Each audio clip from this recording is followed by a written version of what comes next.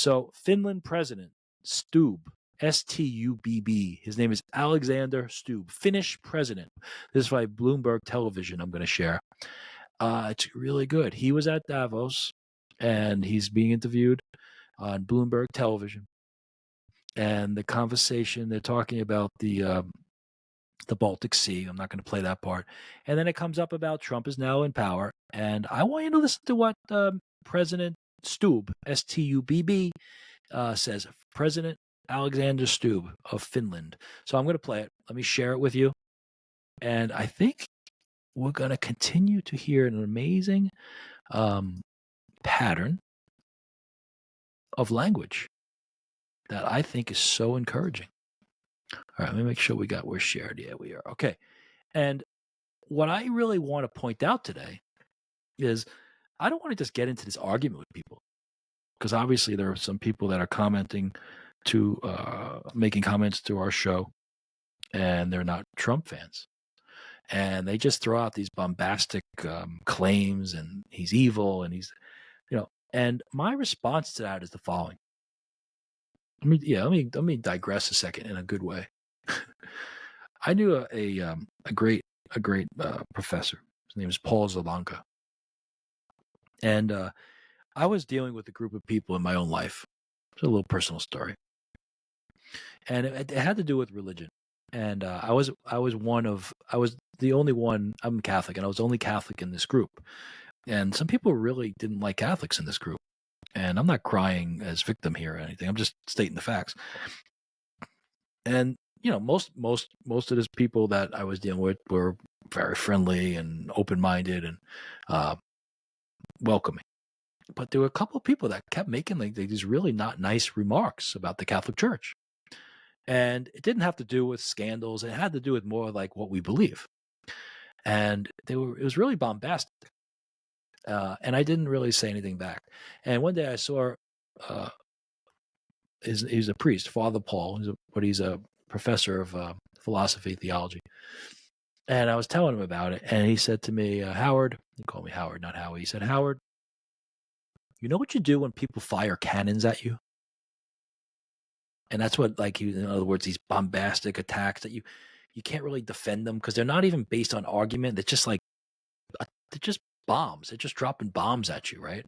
Not thought out criticism. He said, you know what you do when people are firing cannons at you? You don't fire up cannons back. Because you know what happens then? You're just throwing big bombs at each other. And nobody's based on fact. Nobody's convincing each other. There's no sincerity, right? There's no sincerity in that dialogue. There's no dialogue. It may appear like dialogue. You're saying something, I'm saying that, but that idea of sincerely listening or actually presenting an argument, okay? He said, you don't fire back. When someone's firing a cannon at you, you don't fire back with a cannon. You sneak up slowly on their cannon. We don't even sneak. You just approach their cannon slowly. And you dismantle their cannon. You dismantle their cannon so they can't fire. And that's what you do. You slowly and surely show your side. You present your facts. You present your argument. You get sources. And what I'm doing is I'm walking up to the cannon of bombardment toward the comments that we receive from the show. And I love the comments. Please keep them coming. But I want to respond. And the way I'm going to respond is not a bombastic cannon shot back. No, I'm walking up slowly and I'm dismantling the cannon. Because the idea that Trump is some dictator, madman, is, look at the president of Argentina. How many articles are being written like the one I just read? We see in countries all around the world movements of people speaking the truth to other people's faces, trusting that they will understand.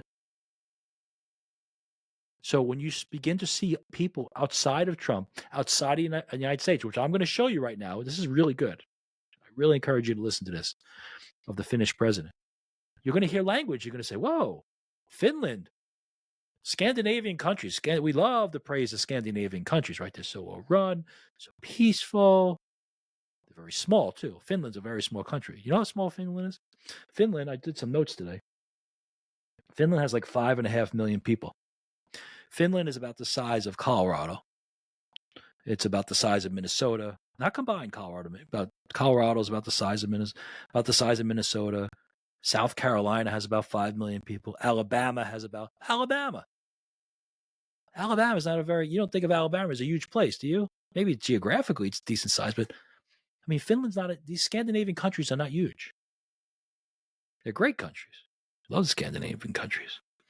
But the point is, we love to praise them about how they work and how efficient they are, but they're also very small and they're very good. They're very tight immigration. Okay. So, take a look, by the way, Long Island. I love these stats because I grew up in Long Island. Long Island has 8 million people. Finland has 5.5 million. Long Island has 8 million. It's just one small part of New York State, let alone the United States of America, 350 million. So we have to remember about population. Population really does matter when you're trying to govern, especially when the borders are open. All right, so let's go to this video and play. So this is the president of Finland, and the reporter is going to ask him about Trump. Here we go. Obviously, President Trump is now back in office, and in recent weeks he's made comments about not ruling out military action to take control of Greenland and other areas. What's your response to that? Well, I think the response is that in foreign policy you have to, deal with things case by case, right? So we all understand that Trump has changed American foreign policy, and it's more transactional. We deal with that. And of course, we look at it from two tracks. One track is our own, what is in Finland's interest. A country like Finland produces 60% of the world's icebreakers. The alliance needs 70 to 90 icebreakers. Is there a deal to be made there? Actually, it was Donald Trump's idea originally to do something on icebreakers. And the other track that we look at is, of course, our Nordic track and EU track and international law track. I come from a small country. For me, it's very important 3 principles are met. 1, independence of a nation state. 2, sovereignty of a nation state. And 3, territorial integrity of a nation state. Well, Let's stop there, okay? Now, I know you're all listening. I had somebody criticize that I stop too often and comment. It's just the way it is. It's just a show. We're not a news show. This is an exploration, a commentary. But I respect it. I get it. Anyway, it is what it is, and it's the way I do it. So I'm going to go back. What he just said is incredibly consistent with everything we've talked about today. He says it with a different tone, a different accent, a different personality. But let me go back to 247 here. It's 247. Let me check my book. 244. Okay. And I'm going to stop. And we're going to look at each little phrase that's significant. Here we go. She asked about Trump. Obviously, President Trump is now back in office, and in recent weeks he's made comments about not ruling out military action to take control of Greenland and other areas. What's your response to that? Well, I think the response is that in foreign policy you have to deal with things case by case, right? I think right away, this guy is a pro, okay? He's a diplomat. She wants to get right into the Greenland thing, okay? Which by the way, is just classic Trump. See, by her asking that question, it shows how effective Trump is. Whether he's serious about Greenland or not, his offense, Trump's on offense. Hey, let's take over Greenland. It makes her frame her question on his side of the field, because she's not leading with some negative comment that the Democrats are making about Trump. What do you think about Trump's scandal? No, Trump's on offense, causing her to frame her question to the Finnish president on Trump's terms. Whether Trump's serious, you see what he does? It's so obvious what he does. But when you're really good, it may be like a great basketball player. It may be obvious what the next move is going to be. Shaq's going to go down the middle and slam, but you can't stop him. But the only way you stop him is if you get Shaq not to play.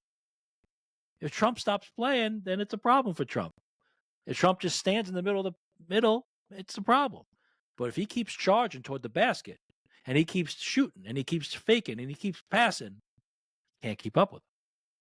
So, but he's a good diplomat right away. Case by case basis, but here comes the heart. He's going to get right off the Greenland thing. He's not going there. He knows what he needs to do. He needs to befriend Trump.